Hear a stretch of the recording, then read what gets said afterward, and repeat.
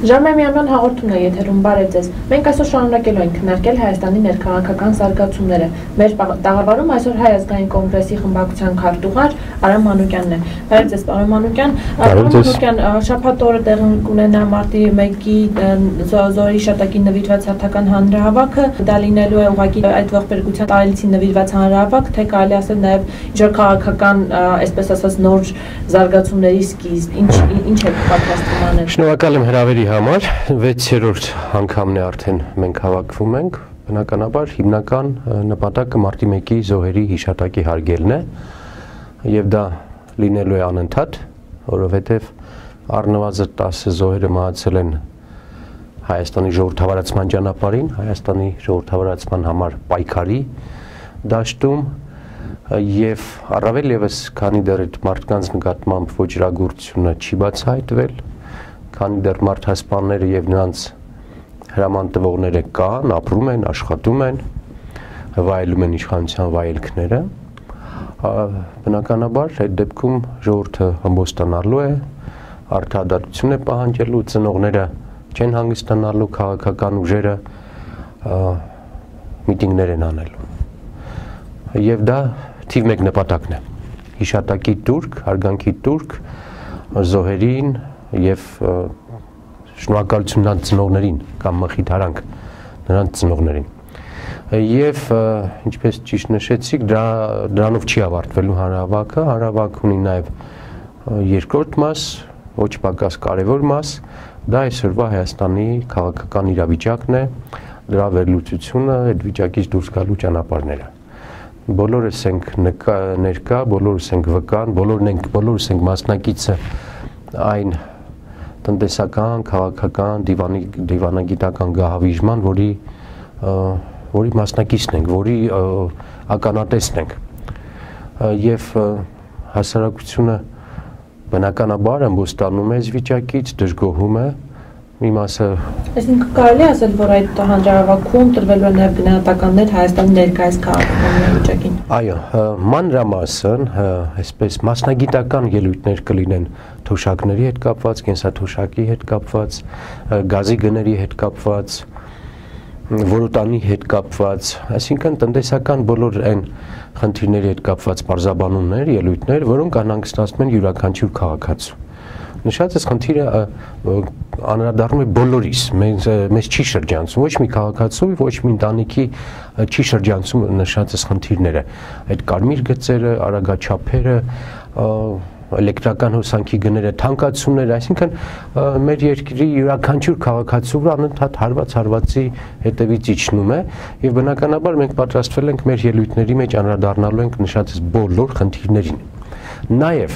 մենք տեղյակ ենք, որ մասնակցելու են այդ հանրահավաքին նշած խնդիրների արդյունքում տուժած մարդիկ, տաքսիստները հարյուրավոր, հազարավոր տաքսիստներ են մասնակցելու են կենսաթոշակայինի այն երիտասարդներ, որոնց իրավունքներն են ոտնահարված, որոնք իզուր տեղը պետք է իրենց աշխատավարձ 5-ից 10% տան չգիտես ում, միանալու են մեզ Նայրիտի ժողովուրդը, Որոտանի ժողովուրդը, ատոմակայանից են այսպես տեղեկություններ գալիս, որ ենք մասնակցելու են տարբեր տեղից, որոնք անգամ մենք չենք մտածում, որ այդքան մարդկային իրավունքների ոտնահարումներ կան, ասենք ցեմենտի գործանի, չգիտեմ, խնձորի այգիներից, որտեղ իշխանությունը գես քաշելու համար, հիդրոէլեկտրական սարքելու համար կտրել է այգիների ջրերը։ Այսինքն սա ընդհանուր մի տեսակ հանրահավաք է լինելու բոլոր այն խաբվածների, տուժածների, վնասածների, բոլոր այն մարդկանց, որոնց իրավունքները ոտնահարվում են։ Քանի որ մեր խնդիրը բացահայտել այդ խախտումները եւ պայքարել դրանց դեմ ու փորձել այդ այլանդակությունները, որ քանդում են Հայաստանի տնտեսությունը, Հայաստանի դեմոգրաֆիան, ժողովրդագրությունը, նրանց դեմ փորձենք առնենք։ Բայց չի լինելու միայն մեր միտինգը այսպես բողոքավորների միտինգ, որ եկել ենք ասենք գազը թանկ է, հոսանքը թանկ է, կամ թոշակը չենք մուծելու, ամենևին մենք բողոքական ուժ չենք, մենք բողոքավոր չենք, մենք պահանջատեր ենք, մենք ներկայացնելու ենք նաև ծրագիր քաղաքական ուժերի միասնության, քաղաքացիական ուժերի միասնության, եւ մենք տեսնում ենք ճանապարհը հենց այդ նշածս ուժերի, դժգոհների, ապստամբների միասնության մեջ, երբ կարող ես միասնական խնդիր լուծել, եւ մենք կներկայացնենք նաեւ լուծման ճանապարհները։ Կլինի ծրագրային ելույթ Լևոն Տեր-Պետրոսյանի կողմից, կարծում եմ երկար ելույթ, որտեղ անդրադարձ կլինի ներքին, արտաքին, քաղաքական բոլոր իրադարձություններին եւ բնականաբար կլինի նաեւ կարծում եմ ծրագիր հետագայում գործընթաց շարունակելու համար։ Ազգային ժողովում շարունակվում են մարտի 1-ի դեպքերի ուսումնասիրման ժամանակավոր հանձնաժողովի ստեղծման շուրջ քննարկումները, դուք այսօր ելույթ ունեցաք եւ բավականին կոշտ մեկնաբանություններով, ինչպիսին է իշխանության արձագանքը եւ առհասարակ ինչ այսպես ասած ինչ փուլի հասավ, հա, այդ քննարկումները։ Ես ձեզ ասեմ, ամենածանր վիճակում այսօր գտնվում է այս 2-3 օրվա քննարկումներում Հանրապետական կուսակցությունը։ Հանրապետական կուսակցությունը գոնե այս երկու քառորյայի եւ հատկապես վերջի 3-4 օրվա ընթացքում հստակ տեսնում է մեր մատնացույց արած բոլոր հանցագործությունները, բոլոր խարդախությունները, բոլոր ապօրինությունները, բոլոր մսխումները, որ անում է իշխանությունը, որ անում է կառավարությունը, տեսնում են, հստակ է, որովհետեւ մենք խոսում ենք միայն փաստերով, միայն թվերով, անմեկնելի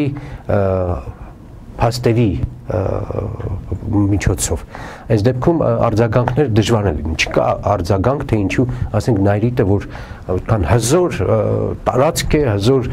տեխնոլոգիական, արտադրական հնարավորություններ են, հզոր պոտենցիալ ունեցող մի մեծ գործիք է, այդ գործիքը գնահատել են հանկարծ ասենք $40 միլիոն։ Ոչ մեկ չի կարող դրա դեմ արգումենտ բերի։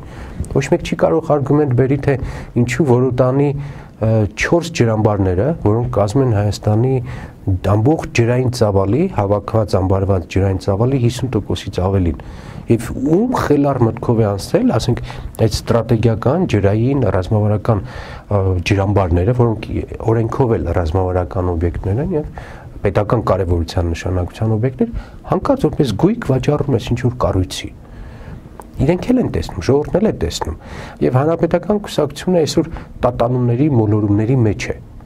Մենք ասում ենք եկեք բացահայտեք հանցագործություններ, ինչպես երկու օր ասում ենք եկեք մարտի 1-ի հանցագործներին բացահայտենք, պատժենք, իրենք էլ են ասում պատժենք։ Իհարկե ցանկացած հանցագործություն պետք է պատժվի, ասում են,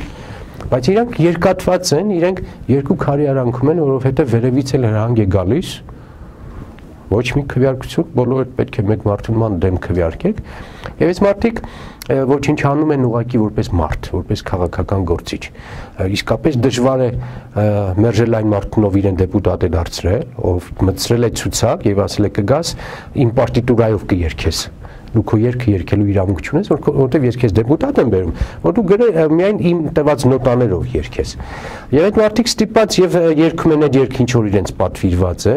բայց նաեւ հոգեպես, որպես մարդ, որպես ծնող, տեսնում են, որ իրենք դրանով պարտակում են հանցագործությունը, մասնակից են դառնում հանցագործության, ճնշվում են, խեղճանում են, այսինքն բարոյական ճնշում կա նաեւ քաղաքական ճնշում։ Եվ այս տատանում այս երկատվությունը բերում է շատ ծանր վիճակի։ Երբևէ իրենք ես կարծում եմ եւ այսօր իմ ելույթի իմաստը դա է, որ իրենք մի օր համարձակություն են ունենալու բարոյական արժեքով թելադրվել, ոչ թե թելադրանքի արժեքով։ Մենք համբերատար կսպասենք, ես այսօր ասեցի, եթե այսօր ունենք 46 ստորագրություն, բարգավաճով, դաշնակցությունով, ժառանգությունով, շատ արագ այդ 46-ը կդառնա 66, մեծամասնություն կունենանք, եւ դա լավագույն ճանապարհն է, որ Մայդան չլինի։ Մենք չենք ուզում Մայդան լինի։ Մայդանը արել է իշխանությունը։ 4 ամիս մինուս 27 սառնամանիքին կանգնած ոչ մի ժողովուրդ Մայդան չի ուզել։ Ավելին ասեմ, ոչ մի կազմակերպիչ եւ ոչ մի զոհված կամ զոհվածի ծնող չէր ուզի այսպիսի ողբերգություն լինի։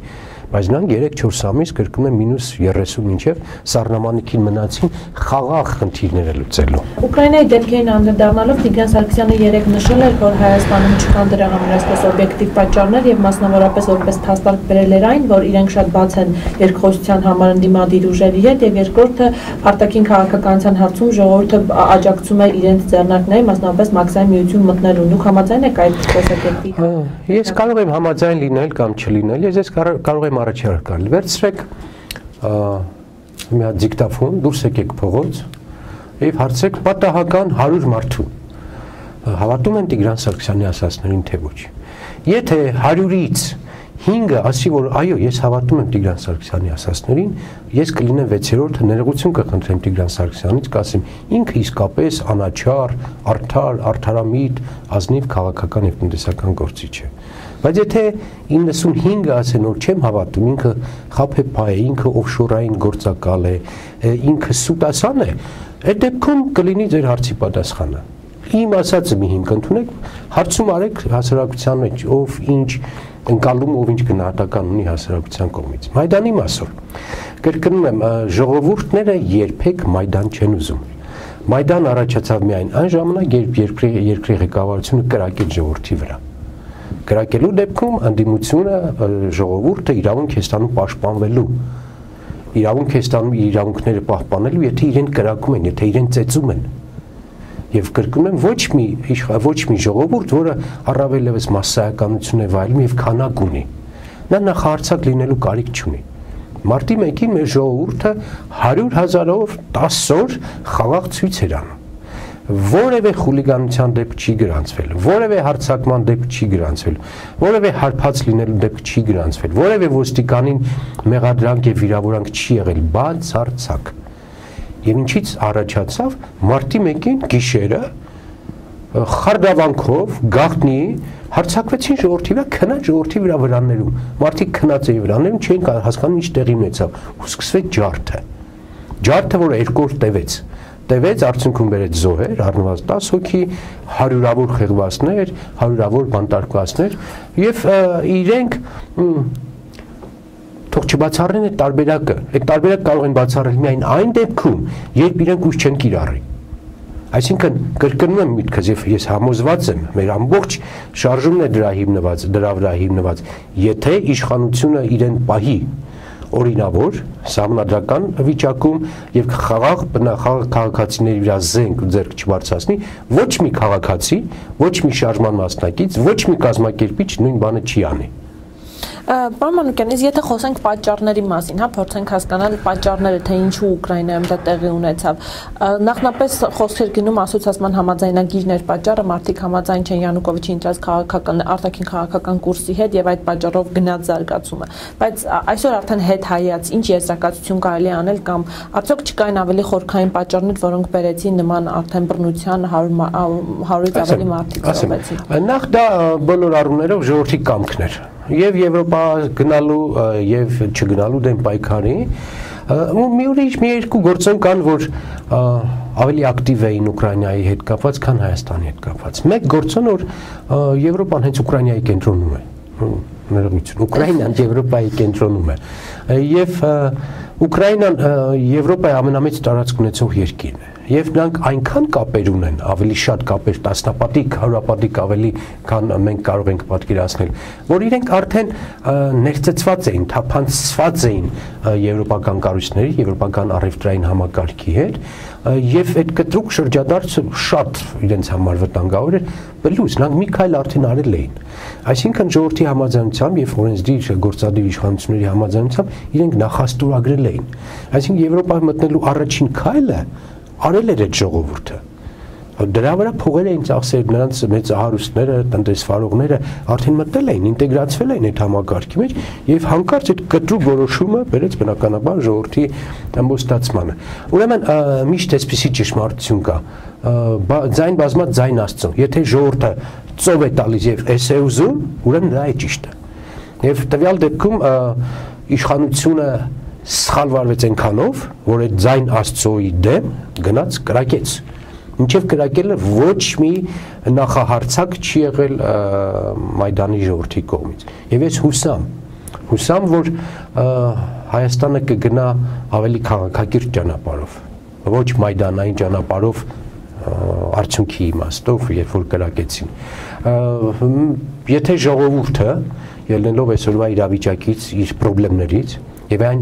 օբյեկտիվ պատճառներից, որ իշխանությունները չեն կարողանում ղեկավարել,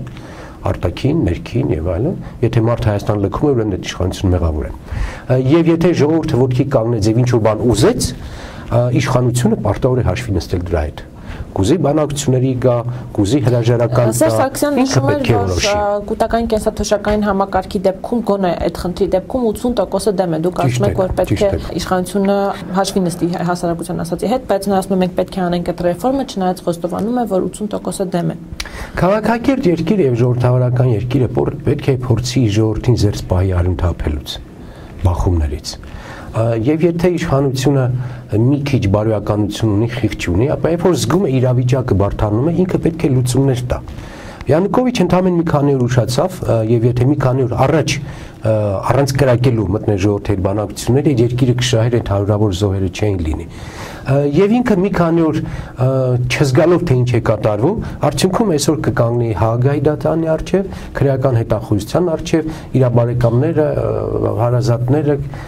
համագործակցողները կտուժեն իզուր տեղը։ Նա ընդամենը ժամանակի պահը եւ իրավիճակը չզգալու արդյունքում ընկավ շատ հիմար վիճակի մեջ, ինչ վիճակի մեջ հիմա է։ Եթե նա 3-4 օր առաջ քաղաքական համաձայնություն ունենար, քաղաքացիական տղամարդկային դիրքորոշում ունենար եւ արտահերթ ընտրություններ նշանակեր, ժողովրդի առաջ էլ կանգներ, ասեր, ես ճիշտ եմ, բայց քանի որ ժողովուրդն է պահանջում, ես գնում եմ այդ քայլին։ Եվ Ուկրաինան կշահեր, եւ ժողովուրդը կշահեր, եւ ցնցումներ չեր լինի, եւ տնտեսական քաղաքական այս փսիխոզներ չեր լինի։ Նույն բանը ես ուզում եմ մեր իշխանություններին դիմել։ Եթե իշխանությունը զգում է, որ ամեն ինչ ձեռից գնում է, ժողովուրդ արտագաղթում է, տնտեսությունը չի առաջ զարգանում, բյուջե չի հավաքում, ժողովուրդն էլ մասսայաբար դժգոհում է։ Այդ դեպքում իրենց ընդառաջ քայլը նաև իրենց ազատում է հետագա դժվարություններից։ Ասում է, որ դուք եք պնդում կամ ընդդիմադիր ուժերն են պնդում, որ իշխանությունը, չգիտեմ, իշխանության ձեռքից գնում է կամ որ պետությունը, չգիտեմ, գահավիժում է, չկա նման բան։ Սերժ Սարգսյանը մենք պիոներներ չենք, եւ պիոներներ չենք, այսպես քարյակներ չենք արտասանում, որ իրենք էլ ասեն լավ չենք արտասում։ Մենք վերում ենք փաստեր, թվեր, տվյալներ եւ ասում ենք եկեք միասին այդ թվերը նայենք, ճիշտ է թե ոչ։ Ճիշտ է, որ Տիգրանը օֆշորում փող է դնում։ Կարող են չես տուգել։ Մի տարի անցել է, ոչ մեկ չի ասում Տիգրանը օֆշորում փող դնում է, թե չէ։ Ոչ մեկը չի ասում ով գնահատեց ես 2 տարի մի հարց եմ բնում։ Ով է գնահատել Հայաստանի սեփականությունը, Հայրուս Գազարդի մեր պետական սեփականությունը ընդամենը 63 միլիարդ դրամ։ Ով այդ հերոս տղեն, որ ասենք երապատիկ ապրանքը 3 անգամ էժանա գնահատում։ Այսինքն եթե դու իր առաջ դնում ես խնդիրներ, հստակ, փաստարկված, թվային, եւ ինքը չի պատասխանում, արհամարում է, բնականաբար այդ դեպքում դու ասես իրավունք ես վաստակում ասել, դու անցագործ ես, դու պարտակող ես, եւ այս ժողովրդին պետք է հրապարականում իշխանապողության համար կամ քեզնից պահանջ պատասխան ստանալու համար։ Այսինքն մեր առաջարկները հիմնավորված են, կոնստրուկտիվ են եւ տրամաբանված։ Նույն տրամաբանության դաշտում են կանչում ենք իրենց խոսակցության, քննարկումների, պարլամենտում, եւ եթե իրենք չեն գալիս, այդ դեպքում ով է մեղավորը։ Բոլորը այսօր խորհրդանում ասում են, այո, մարտի 1-ի 10 սպանությունների համար պետք է բացահայտվի։ Ասում ենք շատ լավ, եղբայր, ինչ սիրուն ես ասում։ Բանցել է 6 տարի։ Քլոյանը ասում է այն ոստիկանների անունները, ովքեր սպանել են, ովքեր կրակել են։ Բարի իշխանություն, արդար իշխանություն։ Եթե զոհվածի հայրը անուն է տալիս, որ այս մարդիկ են կասկածում սպանության համար, ինչու այդ մարդիկ ինչե հիմա աշխատում են։ Այս դեպքում ժողովուրդն է մեղավոր։ Ոչ, բնականաբար ժողովուրդը տեսնում է, որ իր պահանջները, իր արդար պահանջները, իր հիմնավոր պահանջները չեն իրականանում, ինքը ասում է եղբայր այդ դեպքում վեր կաց եւ այս երկրից գնա։ Ինքը իրավունք ունի։ Ժողովուրդը պահանջելու իրավունք ունի իշխանություններից հեռացում, եթե իշխանությունը ժողովրդի բարձրացրած խնդիրները կամ նա սոցիալական նվազագույն մինիմալը չի, նվազագույն պահանջները չի ապահովում։ Դուք ունեք նման տպավորություն, որ իշխանությունը գիտակցում է ինչ իրավիճակում է երկիրը։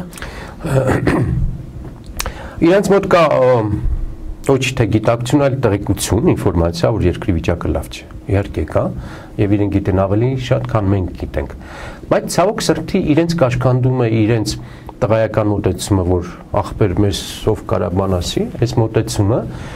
եւ իշխանությունը պահելը եւ նաեւ վախը, որ եթե հանկարծ իշխանությունը կորցնեն, ապա դա կյանքի կորուստ կրնի կամ սեփականության կորուստ կրնի, բազմիցս Լևոն Տեր-Պետրոսյանը ասել է. հանուն երկրի, հանուն մեր առաջընթացի, հանուն ժողովրդի խնդիրների լուծման հրաժարական տալը մարդկային է, տղամարդկային է, ուժեղ մարդու արած է եւ այդ դեպքում եկող իշխանությունը չարությամբ չի վերաբերում հնին։ Յանուկովիչի նկատմամբ չարություն եղավ, որտեղ ինքը մինչև վերջ տարավ։ Եթե Յանուկովիչը կրկնում եմ 3 օր առաջ, 5 օր առաջ հրաժարական տարածել, սիրելի ժողովուրդ, ես արդար եմ, բայց տալիս եմ թող նոր ընտրություններ լինի։ Որևէ մեկը ես հավատացնում եմ Հաագայի անուն չէր տա եւ քրեական հետախուզություն չէր հայտարարի։ Ընդհակառակ ժողովուրդը ծափերով կարող է ճանապարհեր գործող նախագահային։ Այս դասը ինձ թվում է մեր իշխանությունները եւ ցանկացած իշխանություն պետք է հաշվի առնի։ Ժողովրդի կամքը, ասում եմ, ժողովրդի մեծամասնության կամքը դա Աստծո կամքն է։ Գնում ես ընդառաջ, ուրեմն դու ներվում ես Աստծո կողմից։ Չես գնում ընդառաջ, ուրեմն քայլ ես անում ոչ միայն հակառակ քո ժողովրդի, այլ հակառակ Աստծո։ Պարոն Մանուկյան, դուք խոսում եք խնդիրների մասին, իսկ լուծումները որոնք են։ Լուծումները ասեմ, կա մի հատ հիմնախնդիր, դա արդար ընտրություններն են։ Չզարմանաք, բայց դա է մեղը։ Մարտի 1-ը կայացել է ոչ թե չարության արդյունքում, ոչ թե իշխանությունների դաշնության, այլ ընտրությունների կեղծելու արդյունքում։ Եթե չկեղծվեր մարտի 1-յան ընտրությունները, չէր լինի մարտի 1-ը։ Բոլոր հիմնականում, բոլոր քաղաքական անհանդուրժողականությունները, ըմբոստությունները լինում են հետընտրական պրոցեսների ժամանակ։ Վրաստանում ինչու չեղավ այդպիսի բան, որտեղ ոչ մեկ չէր կասկածում ընտրությունների արդյունքի մասին։ Ընտրությունները այն քաղաքական առանցքն է եւ քաղաքական ուժերի համար թիվ 1 այսպես գործիքը, որը կանխորոշում է այդ հասարակության այդ քաղաքական գործիչների հետագա քայլերը։ Կարող ես անցկացնել արդար ընտրություն, ուրեմն ոչինչ քեզ չի սպառնում։ Բավականին դեռ երկար ժամանակ կան Հայաստանում ընտրություններին, բայց իրավիճակի մասին շատ տարբեր եւ նաեւ շատ դեպքերում այսպես նեգատիվ գնահատականներ կան, թե ինչ վիճակում է մեր պետությունը։ Եթե խոսենք այսօրվա իրավիճակի մասին, հա, ինչ է պետք անել։ Ընդդիմությունը ուժեղանում է այն ժամանակ, երբ իշխանությունը սխալներ է թույլ տալիս։ 4 քաղաքական ուժերը օր-օրի ուժեղանում են։ Ուժեղանում են ոչ միայն այն կամքից, այն ցանկությունից, որ մենք ուզում ենք լինել ուժեղ եւ խնդիր լուծել, իհարկե ուզում ենք եւ ակնկալում ենք նաեւ իշխանություն լինել, բայց կրկնում եմ, ընդդիմությունը ուժեղանում է այն դեպքում, երբ իշխանությունը թույլ է տալիս կոպիտ սխալներ։ Կոպիտ սխալները սնում են ընդդիմության ուժեղանալուն։ Եվ հիմա մենք այդ փուլում ենք։ Իշխանությունը այնքան ամենօրյա հերթական կոպտագույն սխալներ է թույլ տալիս, որ ուզես չուզես ընդդիմությունը ուժեղանում է։ Ուզես չուզես։ Եվ լուծումը հակառակն էլ է այսպես։ Եթե ուզում ես լինի թույլ ընդդիմություն, ուրեմն դու պետք է լինես լավ իշխանություն, բարի արդար իշխանություն եւ քայլեր անես, որ հասարակությունն էլ ասի, ապրի Սերժ Սարգսյանը, հալալա, գազը էժանացրեց, աշխատատեղեր ստեղծում է, ներգաղթի քաղաքականություն է իրականացնում, բարեկամները, որ Մոսկվայում են, հետ են գալիս եւ մարդը բիզնեսի հնարավորություն է տալիս եւ պաշտպանված է, դատանել է այն դատավորը, որը արդար մարդուն բանտարկել է, իսկ գողին ազատել է, դատավորին դրել են, դատել են։ Այսինքն քաղաքացին եթե տեսնում է, որ իշխանությունը քայլեր է անում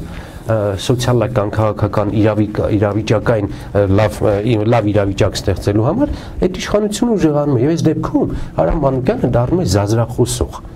փուչ քամի անող, որովհետև այս իշխանությունը լավն է, իսկ ես ընդամենը վարկաբեկում եմ նրան եւ ոչ մի փաստ չեմ ներկայացնում։ Իսկ ընդհակառակը, այսինքն ընդդիմությանը թուլանալու եւ երկրի հասարակության վստահությունը ձեռք բերելու մի միջոց կա։ Իշխանությունը լավ պետք է իր լծակները օգտագործի։ Պարոն, ասում եք ընդդիմությունը ուժեղանում է, երբ որ իշխանությունը թուլանում է։ Ունի ընդդիմությունը առաջարկելու այնպիսի մի բան հասարակությանը, որը ոչ միայն ուղղակի դա զուտ կլինի քննադատություն կամ իշխանության սխալների մատնանշում, այլ այսպես նաեւ խնդիրների լուծման տարբերակներ, հա, որ այս խնդիրը պետք է լուծել այսպես, բնականաբար,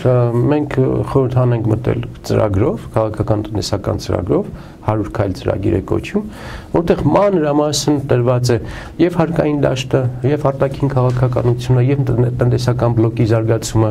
մնացած քաղաքական ուժերն էլ ունեն այդ ծրագրերը եւ փառքասու այսօր այդ 4 քաղաքական ուժը միասնականանալու տարբերակ ունեն եւ ամենակարևորը կամք ունեն։ Այդ 4 քաղաքական ուժի միասնականության եւ նաեւ հասարակության աջակցության արդյունքում մենք կարող ենք ստեղծել, կարծում եմ, վստահության մթնոլորտ խնդիրը առաջ տանելու։ Ընդհանրապես վստահության խնդիրն է եւ կրկնում եմ, մի անգամ եթե Հայաստանում կարողանանք այս փուլում արդար ընտրություն անել, որից քաղաքացին չդժգոհի, մնացածը հեշտ է, մնացածը ասֆալտ է, մնացածը պրոսպեկտ է։ Մեզ այսօր բացակայում է մեկ հատ արդար ընտրություն անցկացնելը։ Այդ շանսը եթե օգտագործենք, կարողանանք դա անել, բոլորը կբարյանան, հավատացեք։ Ով կընտրվի կարևոր չի, հարկավոր է Հայաստանում անցկացնել ընտրություն, որ քաղաքացին հավատա, որ իր քվեաթերթիկի արդյունքում